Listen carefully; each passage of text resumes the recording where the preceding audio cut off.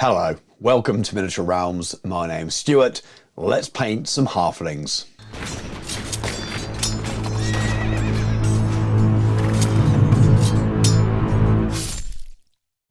Miniature Realms is proudly sponsored by Baron of Dice, premium wargaming dice. Over 500 styles, over 4,000 customer reviews. Welcome to the best dice on the planet. Along with Bugman's Cart, the Halfling Hotpot is one of those blister packs I remember picking up as a young teenager and just absolutely falling in love with it. I remember owning quite a few Halflings at the time, and the wonderful sculpt by Alan Perry just still fills me with joy to this day just to look at it. For a time, Imperial Halflings were part of the Empire Army. In the army book, there were units that you could select, and I'm kind of hoping that we see a return of them one way or another with Warhammer the Old World Empire when it comes out. If not, I'm still going to squeeze them into my army anyway. And while they didn't make their way into the Dogs of War army list originally, they found their way in there a little later on for a Regiments of Renown White Dwarf article, and we saw Lumpin Croops fighting cocks.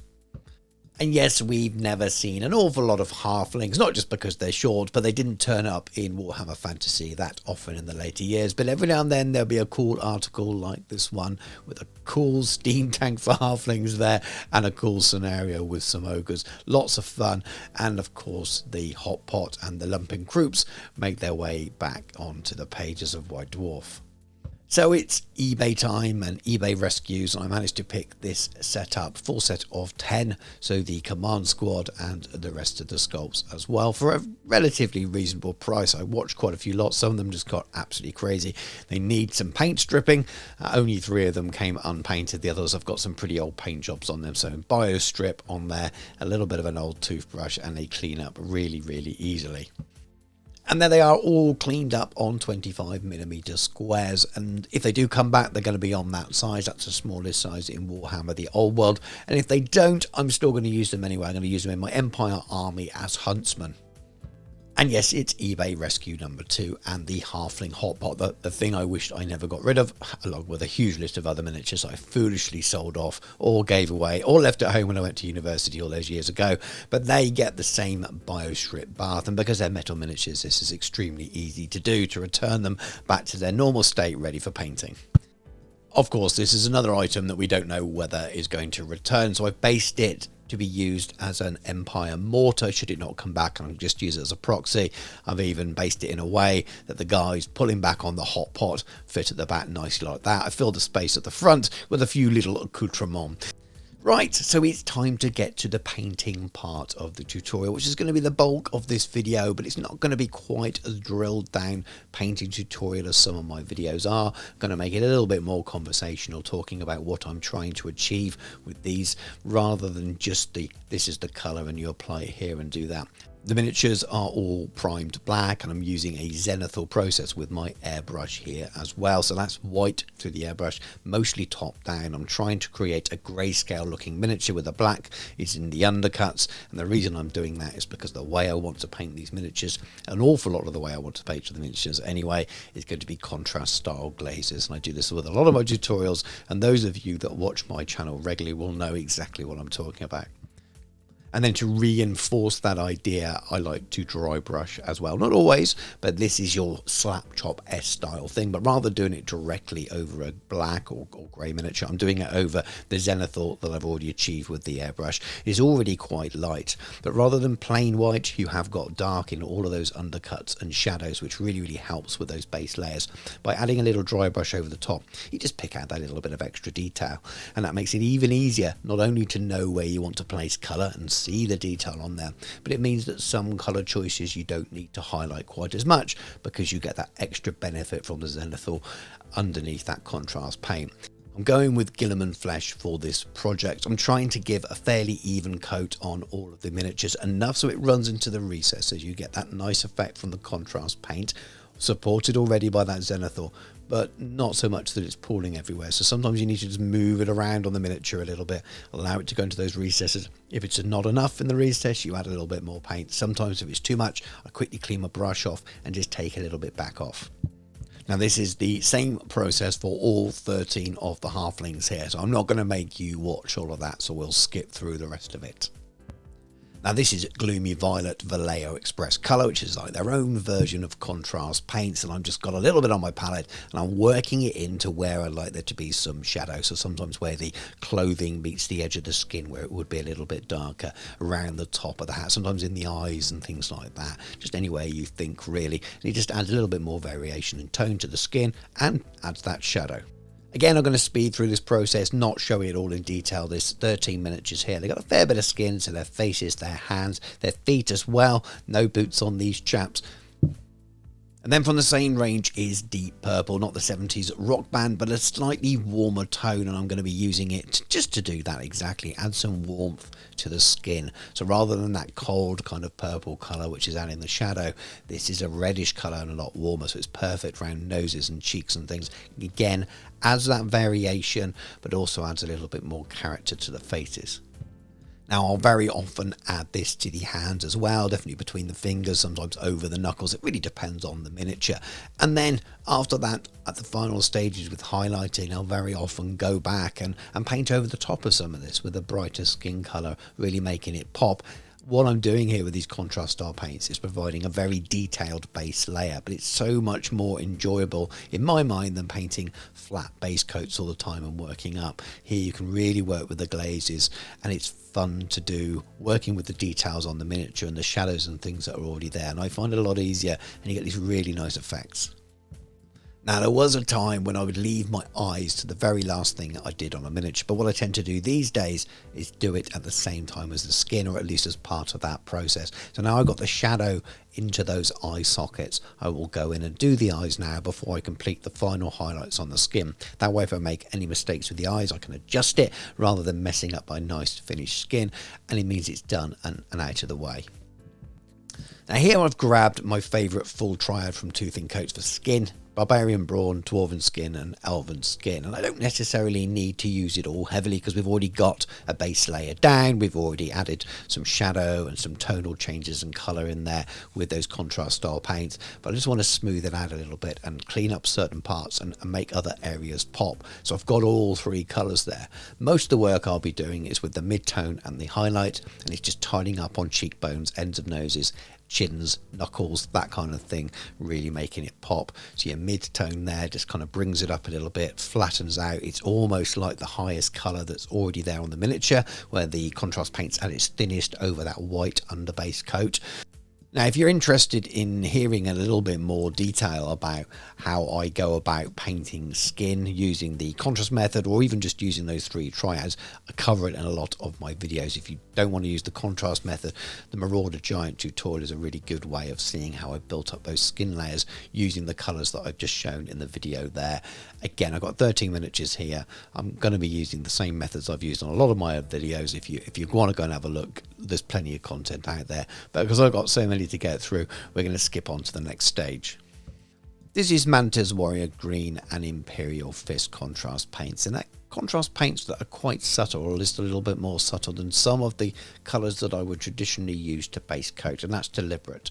I want to make the colour scheme for this unit, or both units really, similar, so to have a little tie-in as if they're one unified group of halflings, but also not have any really sort of dull colours on there. I wanted the greens to be light, I wanted to be yellows to be bright and light as well, just to have a bit of a theme to them. I recently painted a wood elf for a video on the channel, and that used lots of different greens, and that started from a very sort of dark place and built up, and it's still bright and vibrant, but I want this to be much brighter, lots of whites showing through, and so those are perfect colours to start with. Now, the yellow ended up just being really on those little gaps in the pleats of the trousers. I'll have a name, someone will tell me what they're called, but the main colour would be the green, and then a lot of the trousers on Lumpin Croops fighting cocks are going to be white or off-white, and that's really going to be the main army colour, the green and the white, with the yellow only really being just a small reflection here and there. So with the green being the main colour for this small force, pun completely intended there, of halflings, let's crack on and get it down on all 13 of them.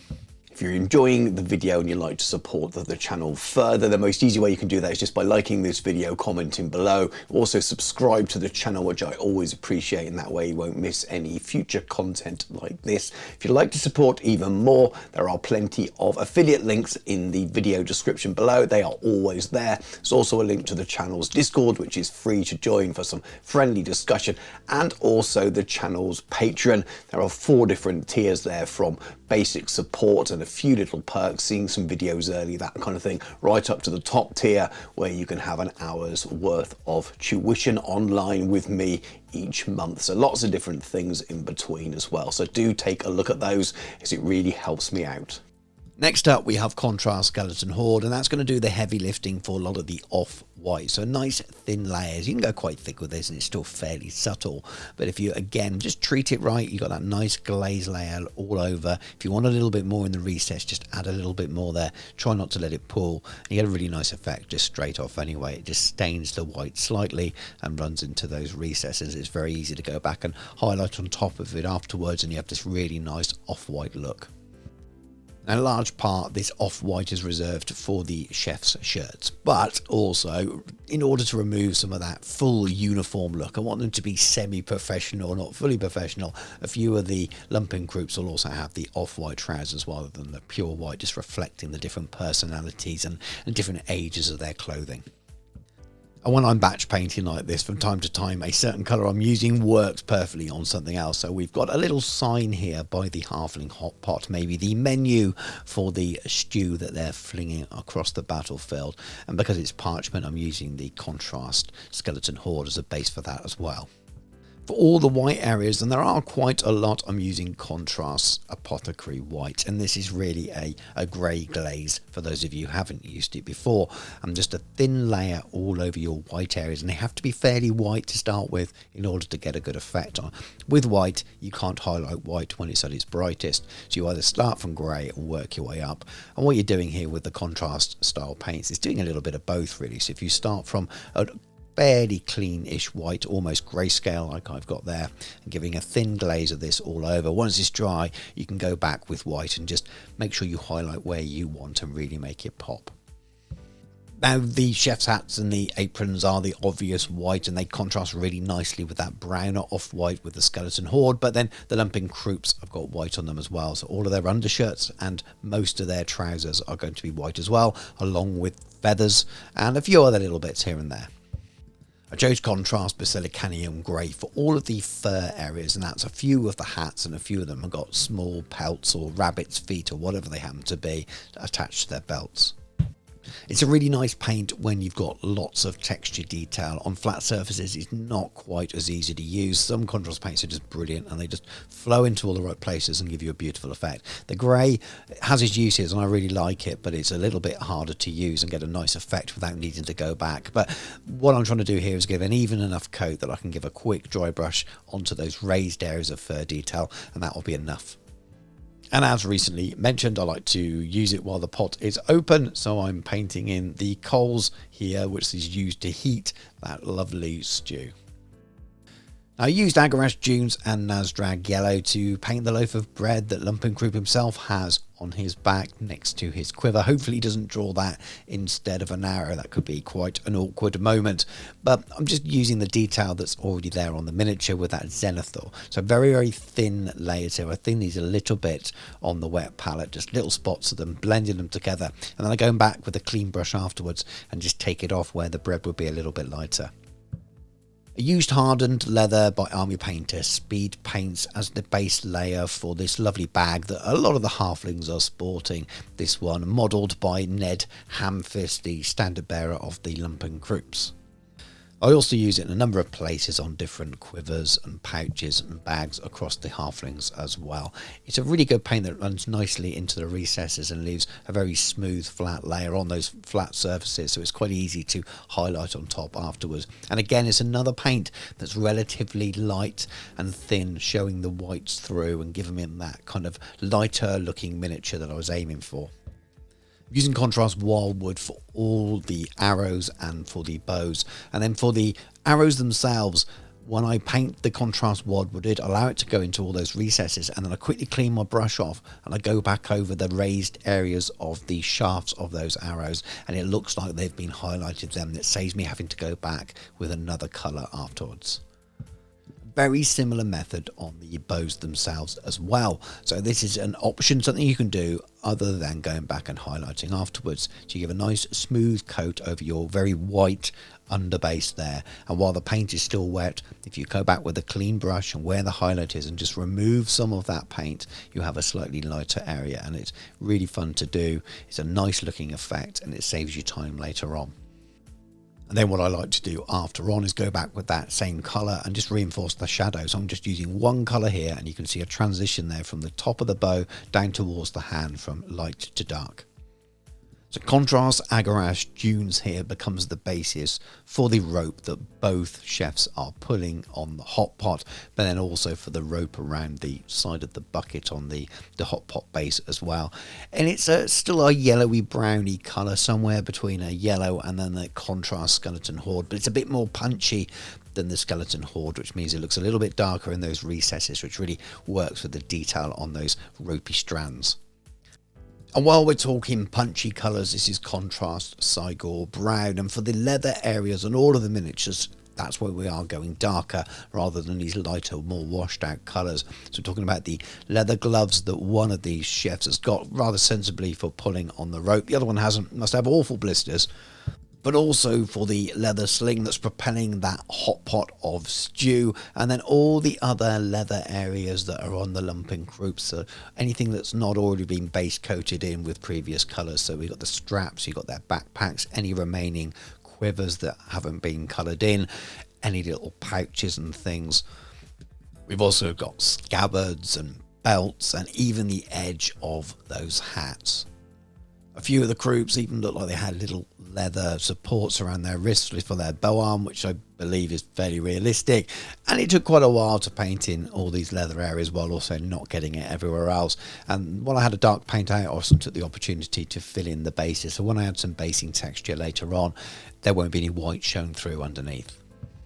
For the remaining wood, I'm leaning into a method I've been using a lot recently, and it basically means using 2 tones of brown and 1 tone of green contrast paint, thinning them 50-50 with water, so they're really quite sort of watery and easy to spread around, almost wash-like, and then wet blending them and mixing them together on the miniature, allowing them to run into all the detail of the grain of the wood, and you just get this kind of really old weathered wood effect. And again, I'm not going to go into any more detail than that here. Go and look at my Marienburg Lambship video, look at my recent War Machine tutorials when they got wooden areas, and you'll see it in much more detail.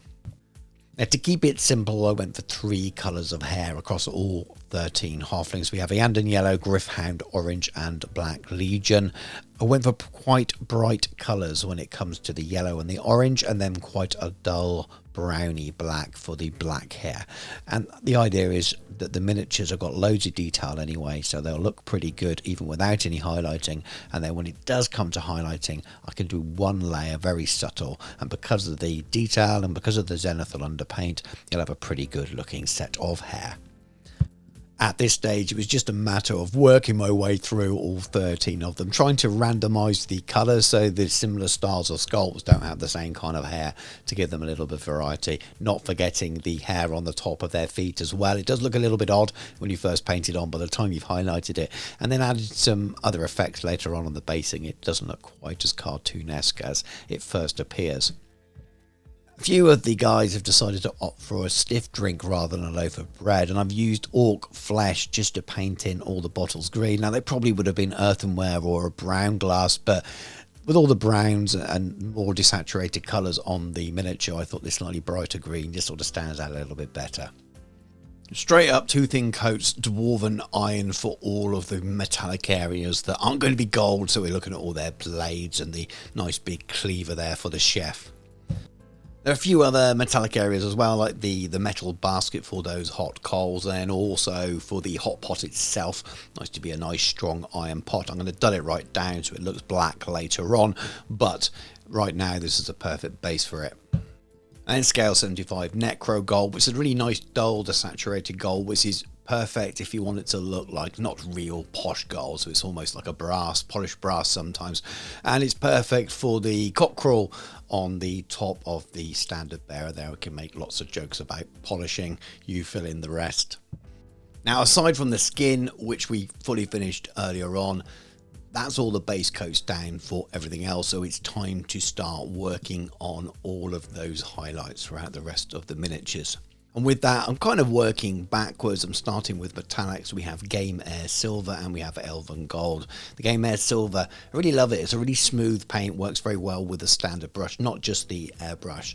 And you can almost blend it out like you can other colours. That's not always easy to do with metallic paints. They're often quite thick and viscous, or got a heavy pigment or metal fragments and things in them. So they work well for dry brushing, but if you want to slowly blend them out by adding a little bit of water, sometimes they break down, but Game Air Silver is really good for that.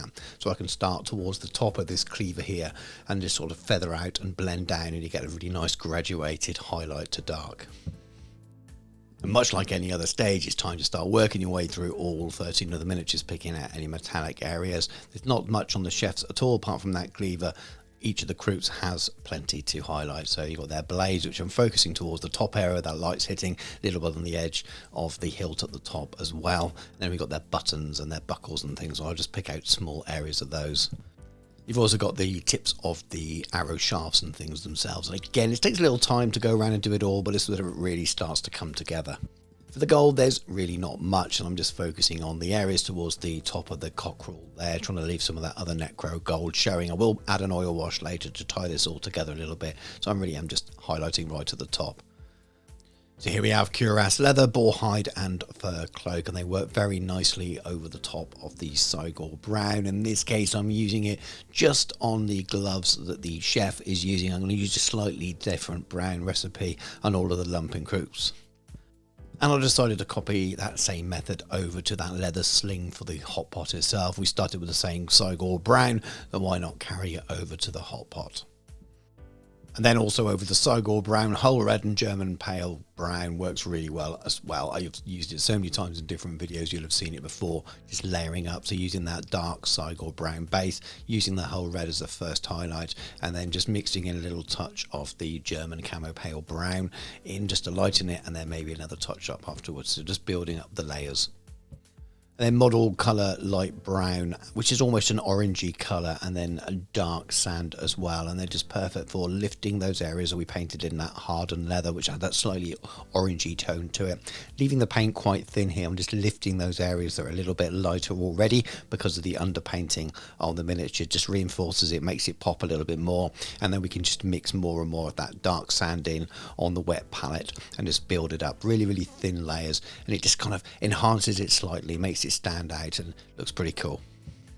Some of the miniatures have areas that the base coat was skeleton horde, like this bow here that's been wrapped, so the standard bearer is not using his bow, so it's all wrapped for safekeeping. And again, just a little bit of thin dark sand is a really good way of highlighting that. Can always mix some white into that as well, which we'll be doing later on when we get to the trousers.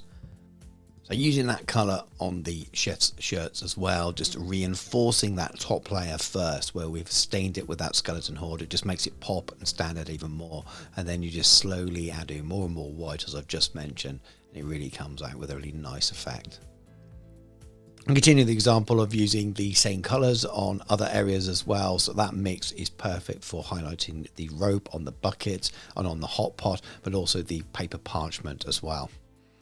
I need to highlight that nice green on the jackets now, so I'm actually going to use the same Mantis Warriors contrast paint and just mix some white into it, and that thins it enough when you're mixing the contrast with a standard white paint, means you're not adding water to the white, so you've got the contrast to do that job for you. And because it's the same green, it's just a lighter version of it, and it's quite a different green. It's kind of an unusual green. It's not something I had that matched any other paints in my collection, so this was the best way around it. Rather than going for a different tone, just mix some of that contrast paint in, so don't be frightened of doing things like that if you haven't already. And again, it's been quite subtle, thin paint, just picking out where the folds of the clothing is picking up when that light would catch around the edges, around those folds, and it just makes it pop and stand out a bit more. Now to highlight all those white areas, I'm just using straight white star by itself, another 2 thin coats of white paint.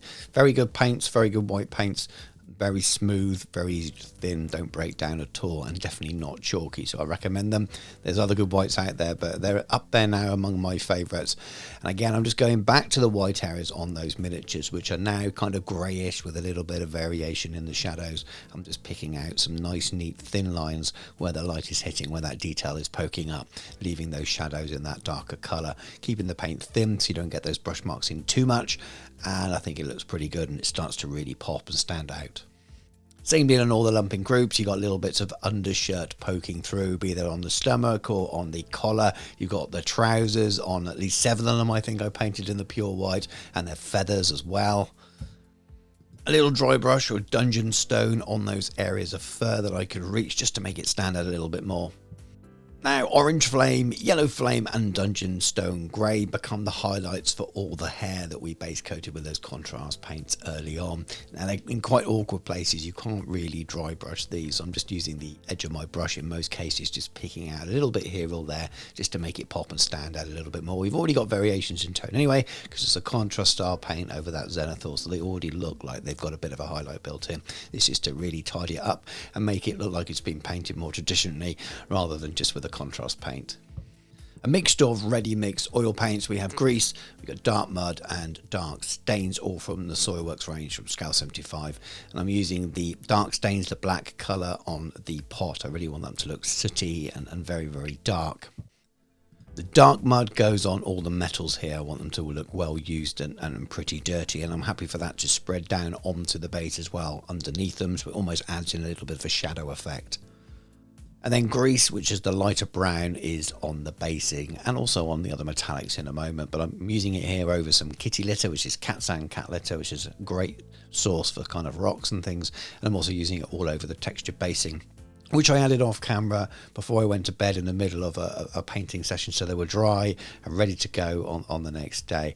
And I like to do that because when I have my oil washes, which I do on most of my paint jobs now, I can then do the bases at the same time I got the oils out, because they do take a little bit longer to dry. Aside from the handful of short swords and the arrow tips and the helmet, adding a little bit of that same grease colour, that lighter colour, it's almost sepia, to the gold areas as well. So it just helps shadow that all a little bit and brings it all in. And when it dries, it looks fantastic. Next up, I'm brushing a little bit of dry pigment into all that detail and blowing the excess off so it doesn't come off, but it just really stains the paint there and makes it look a little bit drier and more realistic. I use a lot of 2mm tufts these days because they match all of my scales very well. I've just got used to using them for larger miniatures, but I prefer them now. I think Warpaint figures, really great range. Go and check them out. I'm using summer ones here. Sometimes use a mix of autumn and spring and winter as well. But this basing matches a lot of my Warhammer the Old World armies, and that's deliberate. It's not me just being boring. If you watch a lot of my videos and this is very similar, it's because it matches my terrain collection and matches my collection for those games, so it seems to make sense to have a similar theme going throughout them all. And there we are, all finished my small halfling contingent for my Empire army for Warhammer the Old World. And you never know, they might come back because Dogs of War and they get used on their own or as part of a Dogs of War army in the future. Maybe they'll have profiles. It means they'll be able to be used as mercenaries in other armies in the game. Maybe they won't get covered at all. But like I said at the beginning of the video, I'm going to be using this as a mortar and as huntsmen in my Empire army anyway. So they will have use. So that definitely added to that roster. And in many ways, that might be the best use for them. But wow, lots of fun painting these. Loads of nostalgia, looking at the old miniatures, reading about old miniatures, and having a halfling Hotpot again. That goes next to my Bugman's cart now as something that I'm really happy to own again, and I've really enjoyed painting again. Please let me know what you think. If you've got any of these miniatures knocking about in your collection, or you'd like to get hold of them again, or hope they come back as part of the relaunch, maybe even if it's just as a made to order, there's a good chance of it. I think there's a lot of miniatures like this style that have been brought back by the team, so if they have a use in the game, I think we've got a good chance of seeing them again, which would be really, really cool. Thank you very much for watching the video. As I'm sure I've already mentioned hundreds of times, I had loads of fun doing these, really genuinely did. Dipping back to these old miniatures, some of them that I've owned before, just amazing. I love doing it from a nostalgic point of view, and they're just such fun miniatures to paint. I hope you've enjoyed watching the video too. Already mentioned early in the video all the ways you can support the channel by just subscribing, liking, commenting, looking at my Patreon, Discord, all of that kind of stuff. Links to all of those are in the video description. But Thank you very much for watching. Take care, and I'll catch you soon.